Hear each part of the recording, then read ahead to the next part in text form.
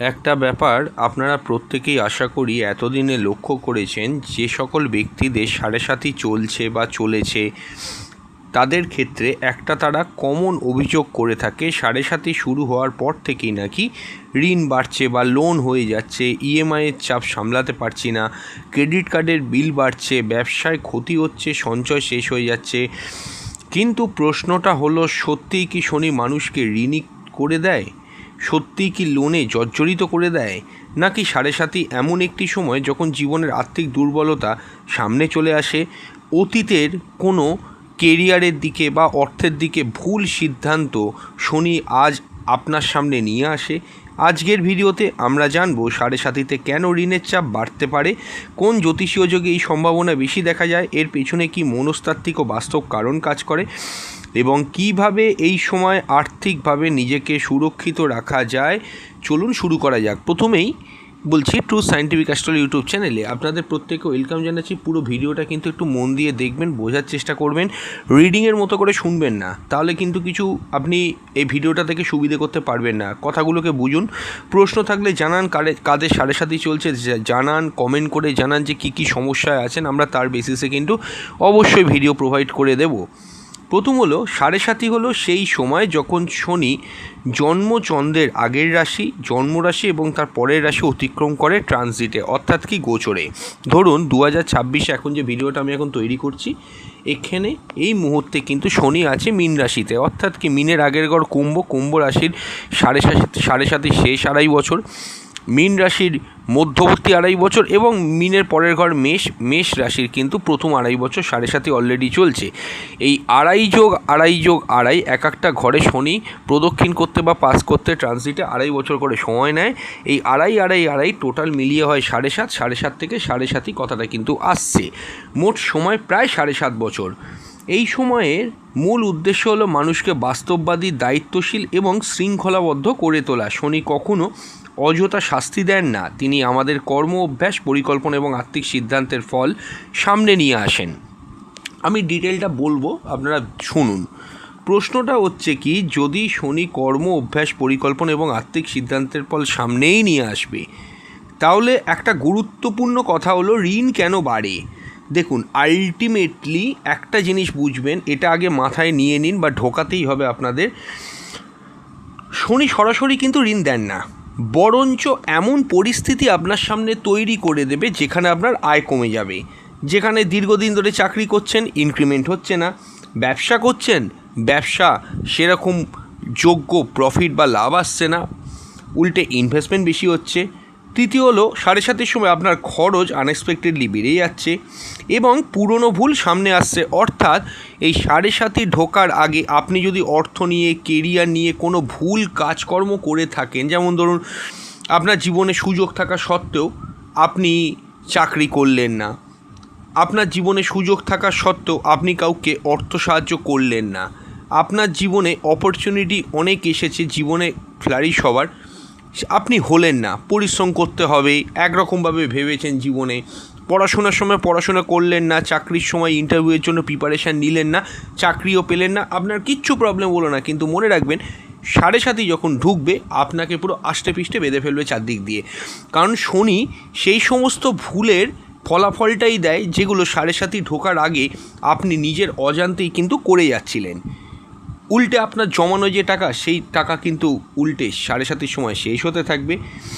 আপনি এতটাই চাপে পড়বেন যে চাপে আপনাকে ঋণ নিতে বাধ্য হবে। হ্যাঁ, আর একটা কথা না বললেই নয়, আপনার লেভেল অপেক্ষা আপনি অনেক বেশি কিন্তু যদি খরচ অভিমুখী হন, তাহলেও কিন্তু শনি সাড়ে সাতিতে তার শিক্ষাটা দেবে। প্রথম হলো কি, আয়ের গতি কমে যাওয়া। দেখুন, সাড়ে সাতিতে অনেকের ক্ষেত্রে প্রমোশন আটকে যায়, চাকরির পরিবর্তন হয়, ব্যবসায় বিক্রয় কমে যায়, বেতন বৃদ্ধি বিলম্বিত হয়, যেটা বললাম, অর্থাৎ ইনকাম গ্রোথটা কমে যায়, কিন্তু খরচ একই থাকে বা কখনো কখনো খরচ কিন্তু বেড়ে যায়। ফলে যে ঘাটতিটা হচ্ছে, সে ঘাটতি পূরণ করার জন্য মানুষ লোন নিতে বাধ্য হয়। দ্বিতীয় কারণ হলো হঠাৎ বড় খরচ। সাড়ে সাতিতে অনেক সময় দেখা যায় চিকিৎসা করার জন্য অনেক খরচা হয়ে যাচ্ছে। একরকম ভালো শরীর ছিল, সাড়ে সাতি চলছে, হঠাৎ করে ডায়াবেটিস ধরা পড়লো, তার জন্য ট্রিটমেন্ট, টেস্ট, ডক্টর ফিস আস্তে আস্তে বাড়তে শুরু করলো। বাড়িটা অনেক পুরনো হয়ে গেছে, রিপেয়ার করতে হবে, না করলে ভেঙে পড়তে পারে, বাড়ি মেরামত চলছে, রিপেয়ার চলছে, পরিবারের অলিখিত একটা স্ট্রং দায়িত্ব আপনার ওপর এসে পড়লো, যেটা আপনি কোনো দিনই ভাবেননি পড়তে পারে, 7.5 মধ্যে এলো। শনি দায়িত্ব নিতে শেখায়। শিক্ষা, আপনাকে এটা শনি শেখাবে যে জীবনে চলার পথে কখনো না কখনো আর্থিক সমস্যা জীবনে আসবেই, সেইটাকে মোকাবিলা করার শক্তিটা শনি কিন্তু প্রোভাইড করে। এরপর কি আইনি সমস্যার মধ্যে জড়িয়ে গেলেন, সেখানে হঠাৎ অর্থ খরচা হয়ে গেল। এবং ব্যবসায় ক্ষতি, যেটা প্রথমেও বলেছি যে বিজনেসের ক্ষেত্রে লাভের জায়গায় কিন্তু লস হতে শুরু করে দিলে, ইনভেস্টমেন্ট বেশি হচ্ছে, সে অনুযায়ী প্রফিট বাড়ছে না। এবার এই ধরনের বড়সড় খরচ যদি আপনার জীবনে একসঙ্গে এসে পড়ে, যদি জরুরি তহবিল না থাকে, সেভিংস না থাকে, ফান্ড না থাকে, মিউচুয়াল ফান্ড, এফডি যদি কিছুই আপনি না করে থাকেন, কেন বললাম 7.5 ঢোকার আগে আপনি যদি ফিনান্স নিয়ে কোনো বাজে সিদ্ধান্ত নিয়ে থাকেন, তার ফলটা 7.5 দেবে। এই মুহূর্তে অপশান কি আছে? তখন লোনই কিন্তু একমাত্র উপায় বলে মনে করা হয়। তৃতীয় কারণ, আগের আর্থিক ভুলের ফল। দেখুন, শনি হচ্ছে কর্মফলের গ্রহ। যদি গত কয়েক বছর ধরে, বিগত 7.5 আসার বিগত 10 থেকে 15 বছর, বা আরেকটু যদি বেশি করেও বলি 20 বছর ধরে আপনি যদি অপ্রয়োজনীয় খরচ করে থাকেন, সুযোগ থাকা সত্ত্বেও চাকরি করেননি, সুযোগ থাকা সত্ত্বেও ফিনান্সিয়াল প্ল্যানিং ঠিক করেননি, অতিরিক্ত ইএমআই বাড়িয়ে গিয়েছেন, পরিকল্পনাহীন বিনিয়োগ করেছেন, পরিকল্পনাহীন আর্থিক অবস্থাকে বজায় রেখেছেন, ঝুঁকিপূর্ণ ব্যবসা করেছেন, অতিরিক্ত ক্রেডিট কার্ড ব্যবহার করেছেন, তাহলে 7.5 ঢুকে অবশ্যই তার প্রভাব স্পষ্টভাবে কিন্তু আপনাকে দেখিয়ে দেবে ঠিক জীবনে আপনি কোথায় কোথায় ভুল করেছেন। চতুর্থ কারণটাও বলবো, তার আগে বলবো যারা 7.5 ফেজে অত্যন্ত নেগেটিভ সিচুয়েশানের মধ্যে দিয়ে যাচ্ছেন, দেরি না করে স্ক্রিনে দেওয়া নাম্বারে হোয়াটসঅ্যাপ করে বুকিং করবেন। বাড়িতে বসে অনলাইনে ডিটেল প্রেডিকশান পাবেন, কোনো সামান্য আলোচনা না, একদম অনলাইনে ডিটেল প্রেডিকশান। যদি কিছু জানার থাকে, যখন বুকিং করবেন, বুকিং করে আমাদের কাছ থেকে ডেট নেবেন, সময় আমরা বলে দেবো, এবং তারপরে ডেট টাইম প্লেস দেওয়ার পরে আপনি নিচে আপনার সমস্যাগুলোকে উল্লেখ করবেন এবং কি জানতে চাইছেন সেটা জানিয়ে দেবেন। আমরা অবশ্যই একদিন সময় নেব, একদিন পর আমরা আপনাকে কিন্তু ওভার দ্য ফোন ডিটেল আলোচনা করে দেবো। এমন নয় এলেই কোনো রেমেডি গুছিয়ে দেওয়া হয়। বহু মানুষ আছে উইদাউট রেমেডি, যা সংক্ষিপ্ত রেমেডি করে, যে রেমেডি করতে তাদের কোনো খরচ হয় না, সেরকম রেমেডি তাদেরকে দেওয়া হয়েছে, তারা করে ভালো আছে। এমন নয় কি যে লক্ষ লক্ষ হাজার হাজার টাকা রেমেডি গুছিয়ে দেওয়া হবে না। আপনি ভরসা রেখে এসে দেখুন, আপনি যাতে ভালো থাকতে পারবেন। এবং চেম্বারের থেকেও আমি মনে করি যে অনলাইনে আপনারা দেখান, অনলাইনে দেখালে অনেক সুবিধে, কোথাও যেতে হবে না, গৃহে বসে বহু দূর দূরান্ত থেকে অনেক মানুষ আমাদের সঙ্গে কনসালটেশন শুধু করিয়ে, হরোস্কোপ কাউন্সেলিং করিয়ে তারা ভালো আছেন। আপনিও ভালো থাকবেন, তাই দেরি না করে অতি অবশ্যই কিন্তু হোয়াটসঅ্যাপ করুন। কেউ কল করবেন না, কল ধরা পসিবল হয় না, অনেক ফোন ঢোকে। আপনি হোয়াটসঅ্যাপ করে বুকিং নিয়ে নেবেন এবং অবশ্যই কিন্তু আমরা আপনার সঙ্গে একদিন পর কল করে ওভার দ্য টেলিফোন আপনার সঙ্গে ডিসকাশান হবে এবং গোপনীয়তা মেনটেন করে আপনি স্যাটিসফাইডও হবেন। হ্যাঁ, দীর্ঘদিনের চাপ মানুষের বিচার ক্ষমতা কিন্তু কমিয়ে দিতে পারে। তখন মানুষ ভাবে দ্রুত লাভের লোভে পড়ে।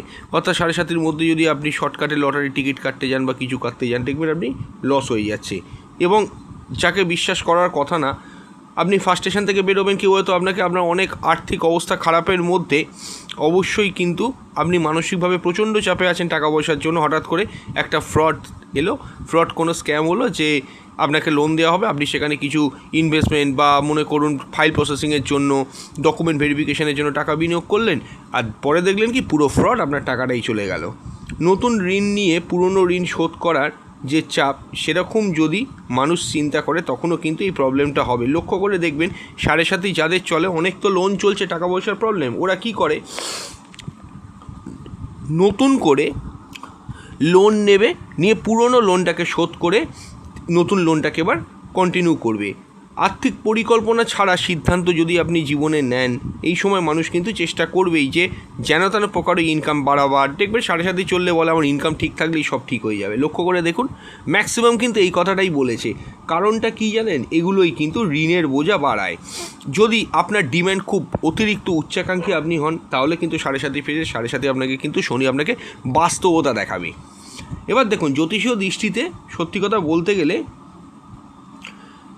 এখানে কোন যোগে মেনলি আপনার ঝুঁকিটা বাড়বে। সব মানুষের ক্ষেত্রে তো একরকম হয় না। 7.5 প্রত্যেকের ক্ষেত্রে কি খুব খারাপ হয়ে যায়? না, একদম নয়। তাহলে কাদের ক্ষেত্রে খারাপ হয়? প্রথম হলো কিছু অবস্থায় সতর্ক থাকা দরকার, যেমন ষষ্ঠ ভাব অর্থাৎ ঋণের যে ভাব, লগ্নকে 1 নম্বর ঘর ধরে অ্যান্টি ক্লক ওয়াইজ 6 নম্বর যে ঘরটা, 6 নম্বর ঘরটা যদি দুর্বল হয় এবং ষষ্ঠপতি যদি কোনোভাবে রাহুযুক্ত হয়, আপনি একটা জিনিস জেনে রাখবেন যে লোনের ব্যাপারে কিন্তু আপনাকে সাবধান থাকতেই হবে, নাহলে কিন্তু লোন বেশি বেড়ে যেতে পারে। দ্বিতীয় ভাব, লগ্নকে 1 নম্বর ঘর ধরে দ্বিতীয় ভাব যদি কারোর ড্যামেজ হয়, দ্বিতীয়ভাবে যদি রাহু বসে থাকে, দ্বিতীয় দ্বাদশ কানেকশান থাকে, 7.5-এর মধ্যে আপনি অবশ্যই ভুগবেন। একাদশপতি বা একাদশ ভাব যদি খুব দুর্বল হয় তাহলেও কিন্তু আপনি ভুগবেন, যেটা লাভের ঘর।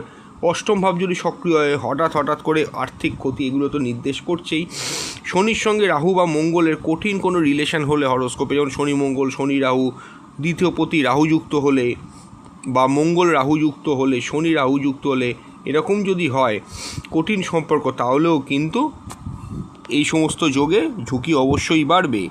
7.5-এর সঙ্গে চলতি দশা অন্তর্দশা যদি পুরো প্রতিকূল থাকে তাহলেও কিন্তু প্রবলেম আসবে।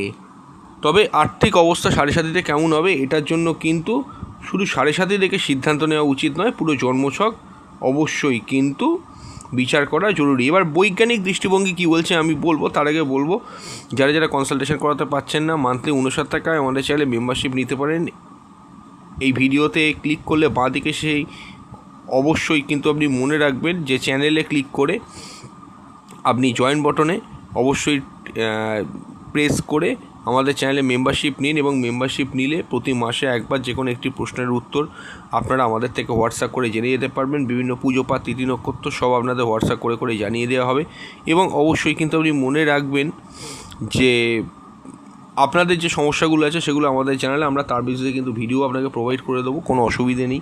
এবং এটাও একটা কথা না বললেই নয় যে আমাদের চ্যানেলে মেম্বার্স অনলি সেকশানে অনেক মেম্বার্সদের জন্য ভিডিও আছে জীবনমুখী, সেগুলো অনেকে দেখে উপকার পাচ্ছে, আপনারাও পাবেন।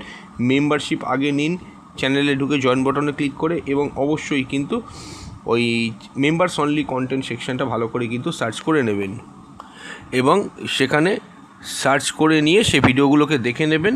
এবং অবশ্যই কিন্তু আপনার কোনো সমস্যা থাকলে আমরা তার বেসিসেও কিন্তু, আপনি হয়তো রেমেডি করতে পারছেন না অর্থের জন্য, অনেক অর্থ লাগে রেমেডি করতে, এটাও যেমন একটা সহজ কথা, কোনো জায়গায় গিয়ে ফল পাননি, তাই আমাদেরকে অবশ্যই কিন্তু জানাবেন হোয়াটসঅ্যাপ করে যে আপনি মেম্বারশিপ নিয়েছেন। তাহলে শুধুমাত্র মেম্বার্সদের জন্যেই আপনার horoscope related monthly scientific remedy আপনাকে প্রোভাইড করব, এবং অবশ্যই সেটা করেও আপনি অনেক ভালো থাকতে পারবেন। তাই দেরি না করে মেম্বার্স অন্তত আমাদের চ্যানেলে হয়ে যান এবং এই ফেসিলিটিগুলো পাবেন।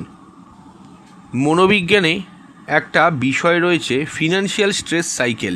যখন মানুষের আর্থিক চাপ বাড়ে তখন দেখুন উদ্বেগ বাড়ে, উদ্বেগ বাড়লে সিদ্ধান্তের মান কমে যায়, খারাপ সিদ্ধান্ত আরও ঋণ তৈরি করে, আবার ঋণ নতুন উদ্বেগ সৃষ্টি করে, এই চক্র কিন্তু চলতেই থাকে। এই 7.5-এর সময় অনেক মানুষ এই চক্রে আটকে যায়। এবার দেখুন 7.5-তে কোন ভুলগুলো সবচেয়ে বেশি হয়। প্রথম হলো ক্রেডিট কার্ডকে আয়ের বিকল্প হিসেবে ভাবা। 2 হলো ইএমআইয়ের সংখ্যাটাকে ধীরে ধীরে কিন্তু বাড়িয়ে ফেলা। নিজের লেভেলটাকে না জাজ করে সংসারের অর্থ খরচাটাকে ঊর্ধ্বগামী করে তোলা। জরুরি ফান্ড না রাখা এবং লোক দেখানো কিছু খরচ। অপ্রয়োজনীয় গাড়ি বা গেজেট কেনা, না বুঝে বিনিয়োগ করা, কারুর কথায় ব্যবসাতে টাকা ঢালা। যখনই অনেক অর্থ চাপ পড়ছে সেখান থেকে এর ওর কাছ থেকে বা পরিবারের বাইরে পরিবারের ভেতরে এরকম লোকেদের কাছ থেকে অর্থ ধার নিয়ে সেই লোনটাকে কভার করার চেষ্টা করা। এছাড়াও আরও কিছু জিনিস বলি, যে নিজের সিদ্ধান্তকে একেবারে সঠিক সিদ্ধান্ত বলে মনে করা, বিশেষ করে ফিনান্সিয়াল ক্ষেত্রে, এগুলো কিন্তু 7.5-এর মধ্যে সব থেকে বেশি হয়। শনির ব্যাপারটা কি, শনি আমাদেরকে শেখায় 7.5-এর মধ্যে অপচয় কমাও, হিসাব রাখো, নিজের লিমিট ছাড়িয়ে নিজের লাইফস্টাইলটাকে তৈরি করার চেষ্টা করো না, সঞ্চয় বাড়াবার চেষ্টা করো, ইনকাম বাড়াবার চেষ্টা করো, ধৈর্য ধরো, পরিশ্রম করো। যে ব্যক্তি শিক্ষা গ্রহণ করবে তিনি অনেক সময় 7.5 শেষ হওয়ার পর আগের চেয়ে বেশি আর্থিকভাবে স্থিতিশীল হয়ে উঠবে। এইবার ব্যাপারটা হলো কিভাবে এই সময় ঋণ এড়ানো যায় 7.5-এর মধ্যে, বা 7.5-এর মধ্যে টাকা পয়সার চাপটা কিভাবে কম করতে পারা যায়। আমি এই ব্যাপারটা সহজ কিছু জিনিস বলবো, তার আগে বলবো 7.5 ফেসে যদি অতিরিক্ত মাত্রায় কেউ প্রেশারে থাকেন তারা এমিটিস ব্রেসলেট ব্যবহার করতে পারেন। খুব ভালো কোয়ালিটির ব্রেসলেট, আমি লিঙ্ক নিচে এই ভিডিওর নিচে বাঁ দিকে দিয়ে দিচ্ছি এবং ডেসক্রিপশন বক্সেও লিঙ্ক থাকবে। আপনারা একেবারে স্বল্প মূল্যে এই ব্রেসলেট ক্রয় করতে পারেন, খুব সুন্দর দেখতেও লাগে, আপনারা এখনও দেখে নিতে পারেন এবং দেরি না করে একটা কিনে নিন। খুব স্বল্প মূল্য, আবারও বলছি, এবং এটার কোন রকমের সাইড এফেক্ট হয় না। নীলায় যেমন সাইড এফেক্ট হয়, এটার কোনো সাইড এফেক্ট হয় না। আমরা বহু লোককে দিয়ে দেখেছি, আমরা নিজেরাও পড়েছি, খুব ভালো উপকার পাওয়া যায়। কিভাবে পড়বেন, যদি ওই লিঙ্কে ক্লিক করে ক্রয় করেন আমাদেরকে হোয়াটসঅ্যাপ করে জানাবেন। আমি কেন বলছি ওই লিঙ্ক থেকেই ক্রয় করে জানাতে, কারণ আমরা জানি কোন প্রোডাক্টটা অরিজিনাল বা কোন প্রোডাক্টের কোয়ালিটি কতটা ভালো। যদি ওখান থেকে ক্রয় করেন কিনে আমাদেরকে হোয়াটসঅ্যাপ করে আমাদেরকে জানাবেন, অবশ্যই কিন্তু আমরা আপনাকে গাইড করে দেবো কীভাবে ওটি আপনি মেনটেন করবেন। এবং অবশ্যই কিন্তু ক্রয় করে নেবেন। 7.5 চলুক, ঢাইয়া চলুক, শনির মহাদশা অন্তর্দশা চলুক, খুব সমস্যায় থাকলে ওইটা আপনি পড়তে পারেন। হ্যাঁ, শনির শিক্ষাটা কি তো আপনি দেখলেনই। শনির শিক্ষাটা কি আমি যেটা বললাম, অপচয় কমান, হিসাব রাখুন, সঞ্চয় বাড়াবার চেষ্টা করুন, ধৈর্য ধরুন এবং পরিশ্রম করুন। এবার কিভাবে এই সময় ঋণ এড়ানো যায়? সর্বপ্রথম প্রতি মাসে আয় ব্যয়ের হিসাব লিখুন। 1, 2 হচ্ছে কি, আপনার অলরেডি লোন চলছে, সেই লোন শোধ করার জন্য অন্য জায়গা থেকে লোন নেওয়া বন্ধ করুন। 3 হচ্ছে কি, যেটা আপনাকে একেবারে মাথায় রেখে চলতে হবে, আপনার লিমিট কতটা আপনি জানেন। যেমন ধরুন আপনি মান্থলি কত টাকা ইনকাম করেন, আপনার সংসারের কত টাকা আয় আপনি সেটা জানেন। কোনো অবস্থাতে কিন্তু যদি দেখা যায় আপনার ইনকাম 10,000 টাকা, আপনি কখনোই মাসিক এমন কোনো কিছু শুরু করবেন না যেটা আপনাকে প্রলংলি, অন্তত পক্ষে আবারও বলবো প্রলংলি মানে কন্টিনিউ, সেখানে 10,000 টাকা যেখানে আপনার আয় সেখানে আপনি প্রায় 30,000 টাকার খরচা হতে পারে এমন একটা জিনিস আপনি আপনার সামনে স্কোপ তৈরি করলেন।